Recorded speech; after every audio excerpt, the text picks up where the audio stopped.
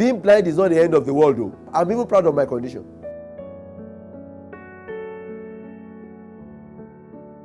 When I was 5 years old, I started a journey of blindness, so to speak. And the blindness is mysterious. Mysterious in the sense that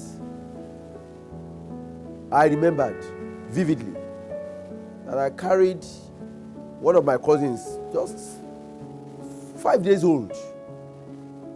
He dipped his right hand inside my eye, and that was the end of the story. I thank God that I have families who are somewhat supportive when the incident happened. You know, no family, no parents will accept this kind of tragedy. They want to do everything they can to ensure that the sight is restored, which they did. Both native and orthodox medicines were applied. But unfortunately, in fact, when we got to Kano Special Hospital, they told us categorically that, look, this eyes is gone, and there's nothing they can do about it. It was on a radio program that my father listened to a program. In that program, they invited the blind person. And so he narrated his experience and let us to understand that there's one school called Pacheri School for the Blind in Lagos. So based on this message, my father took action and I was taken to Pacheri School for the Blind in Lagos. And as at that time, the Europeans were there to accept us, to teach us living in the world of blindness, and yet how you can cope, even favorably among the sighted ones. I went through primary school, that's primary 1 to primary 6.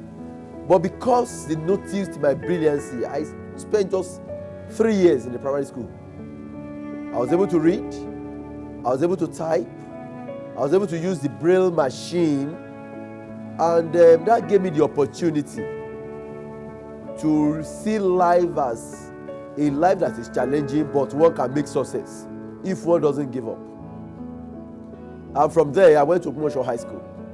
What I do, the method that we use is that when the lecturer comes to the class, we listen attentively to lectures. And at times we record with our tape recorders. So when we get home now, you now transcribe what you have recorded into the braille system. So when I braille, then I'll be able to read it by myself, not allow anyone to read it for me. And I thank God, I'm always first, as I said. And my WAEC result was also fantastic. From there, I proceeded to the Polytechnic Ibadan to read mass communication. The Polytechnic Ibadan too was another journey entirely, because I was the only blind student in that institution. I now went for my master's degree, master's in communication at the University of Ibadan. That's a professional master's. And after that, I went for my second master's, MSc, Mass Communication and Media Technology, at Leeds City University, Ibadan. So, and also I tried to obtain a postgraduate diploma in education too, in spite of my visual disability. My first job, I worked at the Federal Radio Corporation of Nigeria, Gold FM, that's FRCN. But after my master's, I decided to work as a lecturer. And I lecture at the Federal College of Education, Special New York. I worked there for over 12 years before I crossed to the Polytechnic. Yes, I'm married.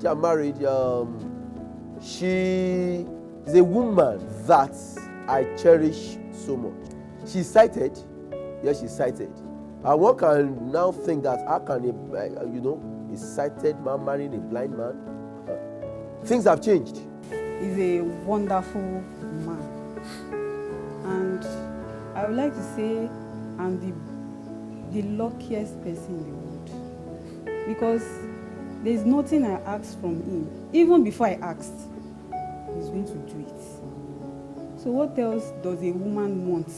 And he himself is not behaving as somebody that has a challenge. He behaves like normal, able person, because that love and caring make me to fall in love. My vision is that I'm trying to pursue my PhD either in the US or in the UK, because we have a lot of special facilities in those advanced countries, which will make learning easier. I'm trying to secure admission, and I know if I get the PhD admission, I want to believe the government will support, so that I will also, after the program, I'll be able to, pay back to the society, because I have to come back and educate more people. In the past, some people are committing suicide because of being blind, being deaf. But what to eradicate this? That when it happens, it has happened. How do you go from there? My journey has been very interesting, very challenging. But yet, as at today, I can boldly say that God Almighty has been my strength. And I'm not relenting. I will still continue to do my very best to ensure that even those who are visually impaired, who are deaf and this, we will try to preach the gospel to them, that it is not an end to life.